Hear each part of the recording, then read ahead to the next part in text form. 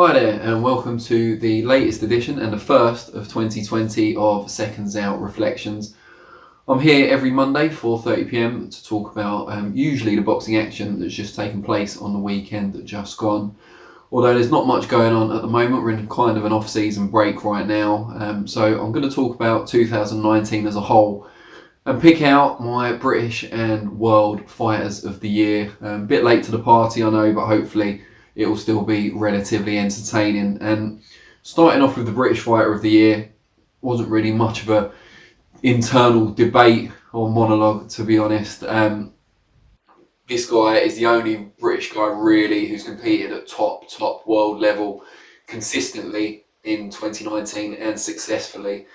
You've obviously got Anthony Joshua, who ended the year on an amazing high, redemption against Andy Ruiz Jr. in Saudi Arabia, huge event.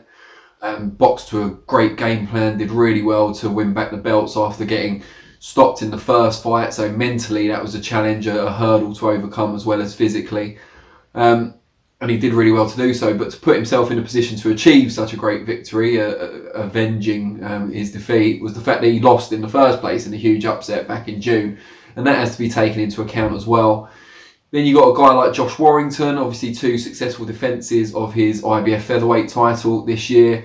Doesn't really match up to last year, beating Lee Selby and Carl Frampton. Unfortunately, squeaked by Kid Galahad in a very close fight, a drab affair, it's fair to say. And then retained relatively easily in his follow-up defence from that against an overmatched opponent, it's fair to say. Now, if he goes on to unify and win against Shakur Stevenson, as has been projected later this year, then we'll be talking about him again as being one of the top contenders for this award at the end of 2020, assuming Reflections is still about at the end of 2020. Let's all keep our fingers crossed on that score. But as for 2019, no one else but, and I have him as my world number 3 of the year as well, but British number 1 undisputed is Josh Taylor.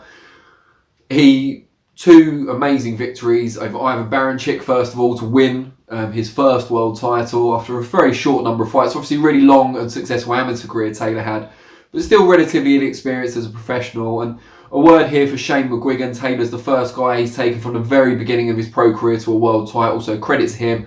And credit to Cyclone as a whole for managing Taylor effectively. They get a lot of criticism in certain quarters, but with Taylor especially, they've moved him at exactly the right pace. He's fought a gradually increasing level of opposition. He's been tested all the way through. And just at the right time, Ivan Baranchyk, he got past him in the semi-finals of the World Boxing Super Series, won his first World Championship.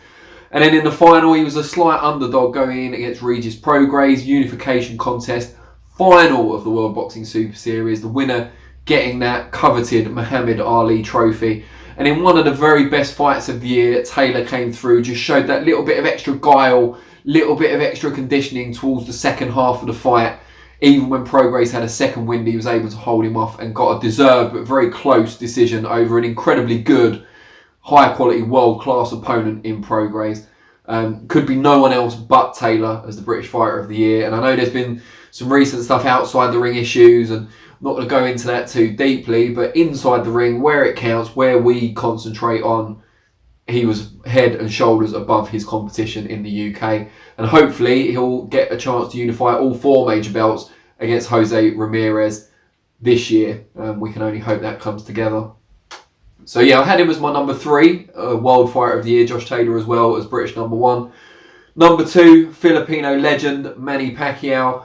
It was expected, I think, to be Adrian Broner, but it was a very easy win as it turned out earlier in the year. But then it was a real 50-50 match against Keith Thurman for that WBA belt. Thurman obviously only came back from a long injury layoff earlier in the year, but Pacquiao, many people still thought he was way past his best after that loss to Jeff Horn, of course, still fresh in the memory. Pacquiao, again, in a really entertaining fight, I should say, and it's obviously important that the top fighters of the year produce entertainment as well as success. Beat Keith Thurman, first person to defeat him as a pro, back on top of the world. Floyd Mayweather, will he come back, won't he? Will there be Mayweather-Pacquiao 2? We don't know at this point for sure. But Pacquiao, the Senator, legend already, you know, multi-weight world champion. Everyone knows Pacquiao's story, but he's added another great chapter to it late on in his career. You can only salute him for that. But it's still only enough to make him number 2. My pick for number 1, best fighter of 2019, and also my pick as the best pound-for-pound fighter in the world today, is of course the Mexican superstar Canelo Alvarez.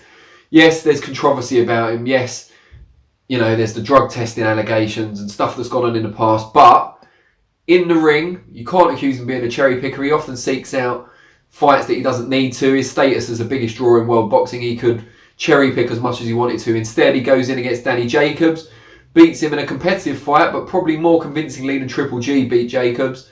And then he follows up by jumping up 2 weight divisions to light heavyweight, takes on one of the better world champions, WBO champion Sergey Kovalev. And despite getting outboxed early on, comes back into the fight, lines him up against the ropes with a lovely left hook, follows through with a big right hand, gets him out there, perfect timing, accuracy, just a great finish, stops him, wins another world title, adds another string to his bow, if you like, or another, I don't want to say another chapter to the story, as I've already said that about Manny Pacquiao. I try not to overuse metaphors, at least in one episode of Reflections. But just another great year for Canelo. He's around his physical prime now as well. We can only expect him to go from strength to strength. And I can't wait to see who he fights and what he's got to offer in 2020. Now, they're my British and World Fighters of the Year. I'd like to know what you think. Who are your British and World Fighters of the Year and why? I'd like to hear the rationale. And who are kind of the runners and riders? Have I been unfair? Was anyone close to Taylor on a British level? Let me know what you think. And anyone close to Canelo? Or should Pacquiao have picked Canelo at the post just because of exceeding expectations to a greater degree, perhaps? Let me know what you think, and I'll respond to some of the comments. I'll be back next week with Reflections, Monday, 4:30 p.m. And here this Thursday for Flexpectations, again, 4:30 p.m. Thanks as always, and I'll see you again soon. Cheers.